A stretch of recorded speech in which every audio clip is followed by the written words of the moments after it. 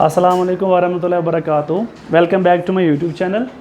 बहुत टाइम के बाद मेरा वीडियो नहीं आ रहा था because I was bit busy with my personal काम से। तो आज हम फिर से हमारा जो टॉपिक था प्रीवियस वाला वो था नाउन एंड इट्स टाइप्स। मैंने नाउन को डिस्कस किया था एंड मैंने प्रॉपर नाउन को डिस्कस किया था।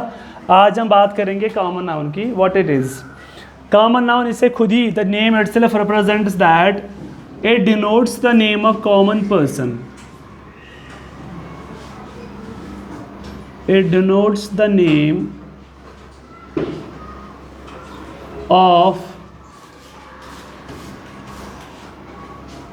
common person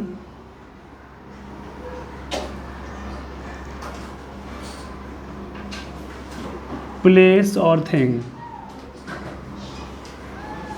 सिंपली ये बात करते हैं, कहते हैं कि जब भी हम किसी नेमिंग वर्ड को कॉमनली डिनोट करेंगे या जनरल वे में डिनोट करेंगे, हम इसको कहते हैं कॉमन नाउन।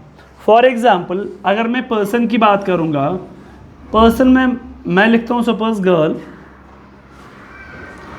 गर्ल यहाँ पे जनरल सेंस में इसकी बात हो रही है, मैं किसी पर्टिकुलर गर्ल की बात नहीं कर रहा हूँ। मैंने गर्ल जब मैंने कहा तो मेरे मन में डायरेक्टली आता कि हाँ ये किसी कॉमन पर्सन को रिप्रेजेंट करता है। अगर मैं इसको नाम कोई दूं तो वो बनता है फिर पर्टिकुलर, इसको हम प्रॉपर नाउन के नाम से जानते हैं। Same is the case with the place. अगर मैं प्लेस की बात करता हूँ, फॉर मैं बात करता हूँ सिटी। जब मैं सिटी लिखता हूँ, हाँ ये एक प्लेस है बेसिकली। सिटी मैंने जब कहा तो ये भी एक कॉमन नाउन है क्योंकि मैं किसी पर्टिकुलर स्टेट की बात नहीं करता हूँ। अगर मैं किसी स्टेट का नाम लूँ तो वो बनता है particular as a proper noun के नाम। थिंक की ऐसी बात करते हैं, जैसे मैं बुक लिख रहा हूँ, मैंने यहाँ बुक लिखा तो ये एक चीज़ है, लेकिन मैंने यहाँ पे किसी पर्टिकुलर बुक का नाम नहीं लिखा। मैंने जिसका भी गर्ल की बात करी, सिटी की बात करी, हम बुक की बात करेंगे, ये हम सारे जनरल वे में यूज़ करते हैं। इस जनरलिटी को हम कहते हैं as a common in English grammar. और ये जो कॉमन नाउन है ये स्टार्ट जो होता है ये स्टार्ट होता है स्मॉल लेटर से।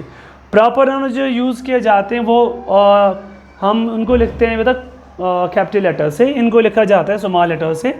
ये आप इस चीज़ को ध्यान में रख लीजिए। ये था हमारा कॉमन नाउन। इसके बाद जो नेक्स्ट हमारा है दैट इज़ कलेक्टिव नाउन।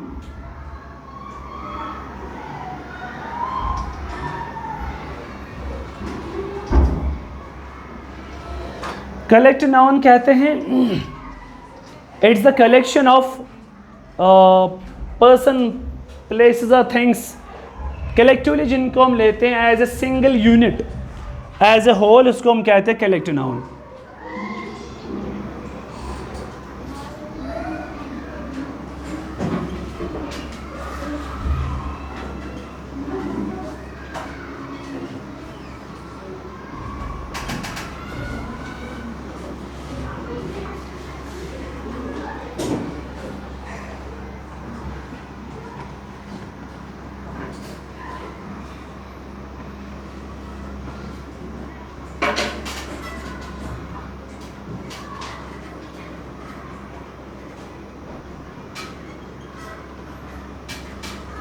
क्या मैंने लिखा, ये कलेक्शन है, सिंपल डेफिनेशन है। एक कलेक्शन है पर्सन प्लेस या थिंग्स की जिनको हम लेते हैं कलेक्टिवली है। ओब्वियसली एज अ इसका नाम ही है कलेक्टिव, कि इसको हम कलेक्शन में लेते हैं एज ए सिंगल यूनिट के तौर पे। वो तो डिफरेंट होंगे लेकिन उसको हम एक ही नाम से पुकारते हैं, एक ही नाम से ही डिनोट करते हैं, जिसको हम कलेक्टिव नाउन कहते हैं। फॉर एग्जाम्पल मेरे सामने स्टूडेंट्स होते हैं क्लास में।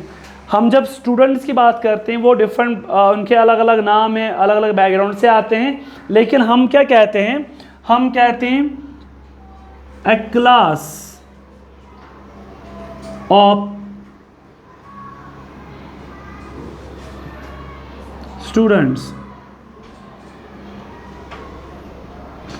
सिंपल। अगर मैंने स्टूडेंट्स की बात की, ये बहुत सारे होंगे लेकिन मैं इनको कलेक्टिवली एक ही नाम से जानता हूँ, वो है class.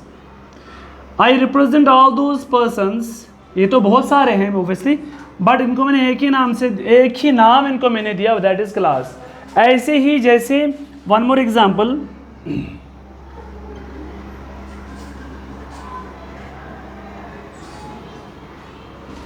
A flock of sheep.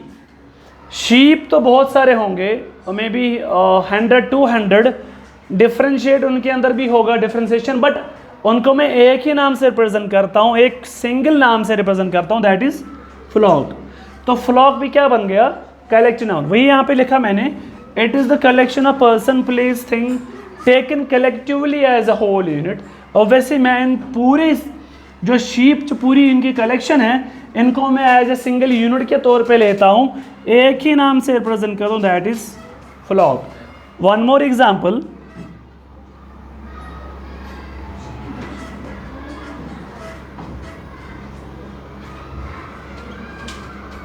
A suite of rooms, कमरे आपके घर में, मतलब हमारे घर जो होते हैं बहुत सारे कमरे होते हैं, हम उनके अलग अलग नाम से नहीं पुकारते हैं, उन सब कमरों को मैं एक ही नाम से जानता हूँ, दैट इज स्यूट। को इन रूम्स को मैंने एक ही नाम से पुकारा, एक एज ए कलेक्शन मैंने सब रूम्स को लिया, 10 15 20 जितने भी होंगे, इनको मैंने एक ही नाम से मैंने इनको रिप्रेजेंट किया, वो है स्यूट। तो ये स्यूट भी क्या है, एक कलेक्टिव नाउन है। I hope you understand this. दो ही डिस्कस करेंगे आज, कॉमन नाउन को मैंने डिस्कस किया, I hope you understand this one, and collective noun. Thank you for watching this video. Do like, share and subscribe my channel.